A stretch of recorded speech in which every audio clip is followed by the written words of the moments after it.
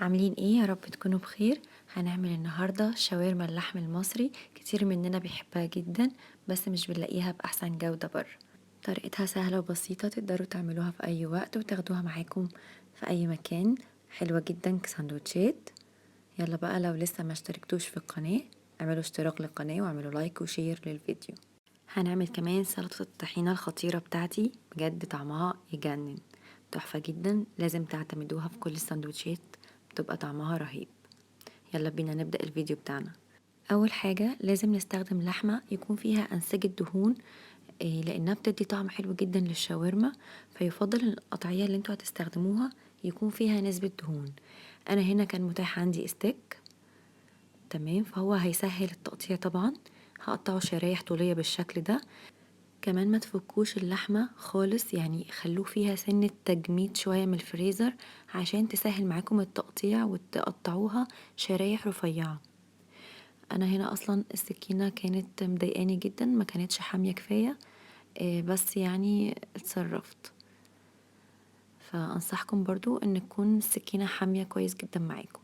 قطعتها بالشكل ده شرايح طولية ورفيعة، لان هي مش هتاخد وقت في التسوية كتير.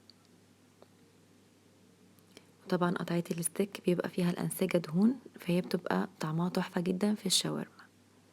فعشان كده أكدوا على موضوع ان اللحمة يكون فيها نسبة دهون. هقطع بقى كل الكمية اللي عندي بالشكل ده. وانا كمان اللحمة بديها شطفة سريعة بس كده، وبعد كده بمسحها بمناديل. برضو انا حتى احطها منديل مطبخ تحت اللحمة لو خدتوا بالكم، عشان لما احطها في التتبيلة تتشرب التتبيلة كويس جدا. تمام، دي كانت كل الكمية اللي عندي. خلاص كده قطعناها. هاجي بقى على التتبيلة. اول حاجة هنا هستخدم معلقتين زيت كبار، وبصلاية واحدة فرمتها كده في الكبة. ممكن تبشروها بشر ناعم او تفرموها ناعم، لان انا هستخدم مية البصل. تمام، طلع معايا حوالي زي نص كوباية. هحط بقى معلقة من الفلفل الاسود، معلقة صغيرة من كل حاجة، معلقة صغيرة من الفلفل الاسود ومعلقة صغيرة من السكر. السكر هنا مهم جدا في الشاورما. وكمان عندي معلقة صغيرة ممسوحة من الملح، ومعلقة صغيرة من الثوم البودر ومن البصل البودر، وكمان الكركم نص معلقة صغيرة، وعندي قرفة، وعندي زعتر. دي قرفة اللي قبلها كان زعتر. معلقة صغيرة من كل حاجة، معلقة صغيرة من البابريكا والكمون ونص ليمونة. تمام كده، هنقلب بقى كل البهارات دي مع بعض. انا كمان هكتبها لكم في صندوق الوصف تحت الفيديو، هتلاقوه موجود. نزلنا بقى بقطع الشاورما. يفضل ان احنا نقلبها بايدينا بالشكل ده، بلاش تستخدموا معلقة. يفضل ان انتم تقلبوها كويس جدا بايديكم وتضغطوا عليها كده عشان تتأكدوا ان هي اتشربت من كل التتبيلة. وهنسيبها في التتبيلة مش اقل من ساعتين، يعني يفضل لو قبلها كمان بيوم سبتوها، كل ما تقعد في التتبيلة اكتر هيبقى احسن طبعا. هنا الشاورما يعني طماطم وبصل وبقدونس. هنستخدم هنا طماطمايه متوسطة وبصلاية متوسطة ونص ربطة البقدونس، يعني انا خدت زي اقل من نصها كمان. تمام، هقطعها شرايح بالطريقة دي، وكمان البصل هقطعه شرايح برضو بالطريقة دي. يعني نستغل الوقت اللي اللحمة فيه في التتبيلة نجهز بقية الحاجة اللي احنا هنستخدمها. هقطع بقى كمان البقدونس، يعني هنقطعه وسط، ولا يكون كبير قوي ولا صغير قوي. خلاص تمام كده بقى جاهز معانا. الطماطم بقى انا هشيل القلب بتاعها عشان ما ينزلش معايا ميه كتير في الشاورما. هشيل القلب بالطريقه دي وهقطعهم بس قطع صغيره كده. هقطع بقى كل الكميه بالشكل ده، يعني على قد ما تقدروا عشان بس ما ينزلش سوائل في الشاورما. خلاص كده تمام، الخضار بتاعنا بقى جاهز معانا. نيجي بقى على الشاورما. طاسة سخنة، ونتأكد ان الطاسة تكون سخنة جدا.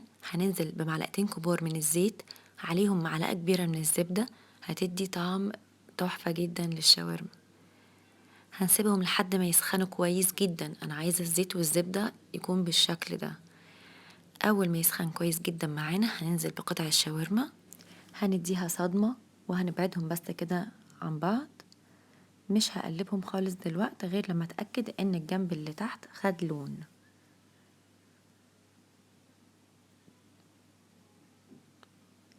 النار طبعا متوسطة. خلاص هو خد لون من تحت كده، هبدأ اقلبه على الجنب التاني لحد ما ياخد برضو لون. وبعد كده ههدي النار على اللحمة. هي مش هتاخد وقت اصلا كتير لان هي متقطعة شرايح صغيرة جدا. خلاص كده تمام. ههدي النار بس عليها كده زي 5 دقايق. وبعد كده هتعملوا لها تيست، هتقسموا بالمعلقة اللي انتوا بتقلبوا بيها قطعة الشاورما، هتلاقوها اتقسمت معاكم كده، هتعرفوا ان هي استوت وبقت تمام. هنا بقى خلاص هنزل بالبصل. اول حاجة هنزل بالبصل وهديله تقلبتين كده، دقيقتين، هسيبه دقيقتين برضو لحد ما يبدأ ان هو يدبل معانا. انا مش عايزاه يتهرى خالص، هسيبه بس يدبل معانا وينزل المية بتاعته. وبعد كده هنزل بالطماطم لان الطماطم مش هتاخد وقت. هقلبها كده مع الشاورما دقيقتين برضو كده، هسيبها. انا طبعا مهدية النار. تمام كده، تحفة.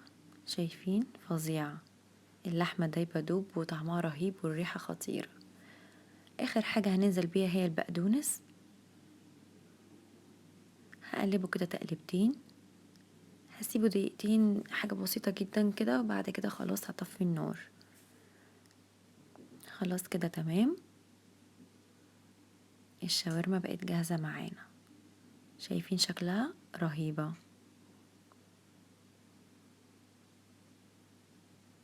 يلا بينا نحضر احلى سلطة طحينة، بجد تحفة. عندنا معلقة كبيرة من الطحينة البيضة، حط عليها معلقة كبيرة من الخل. هقلبهم الاول كده تقلبتين لحد ما يمتزج كويس مع الطحينة بالشكل ده. بعد كده هنزل مية فترة عادي من الحنفية. يفضل انها تكون مية فترة من الحنفية، بلاش مية سخنة، لان هي لما بتسيبوا الطحينة بعديها بتكلكع وبتبقى يعني مش بترجعوا تستخدموها تاني. تمام.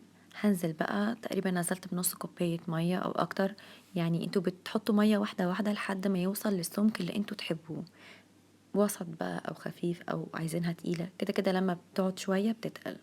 حطيت هنا معلقة صغيرة من الملح والشطة والكمون ونص ليمونة، وهقلبهم كده بالشكل ده. هحط كمان فص توم مفروم، يعني طلع زي نص معلقة صغيرة توم مفروم. واخر حاجة هنزل بيها معلقة صغيرة من الزيت، بيدي لمعان كده وبيخلي الطحينة كلها تبقى سلسة معاكم كده بالشكل ده. فظيعة. يلا بقى نعمل احلى سندوتشات شاورما. طبعا في الكايزر طعمها يعني بيدي كده بقى اختلاف، والسندوتشات بقى اللي هي بتاعت بره، بس طبعا بتاعتنا انضف واحلى بكتير. وهنحط عليها معلقة كده من الطحينة بالشكل ده. خطيرة بجد، كان طعمها يجنن. شايفين تحفة ازاي؟ هعمل بقى كل الكمية اللي عندي بالشكل ده. طبعا تقدروا تستخدموها عادي لو عايزين في عيش سوري او عيش حتى من البلدي العادي، وبعد كده تسخنوها على الجنبين. انا هنا فضلت ان استخدم الكايزر، بيبقى حلو جدا. دي كانت كل الكمية اللي معانا النهاردة، ودي كانت اكلتنا. يلا بقى مستنياكم تجربوها، متنسوش تعملوا سبسكرايب ولايك. يلا باي باي.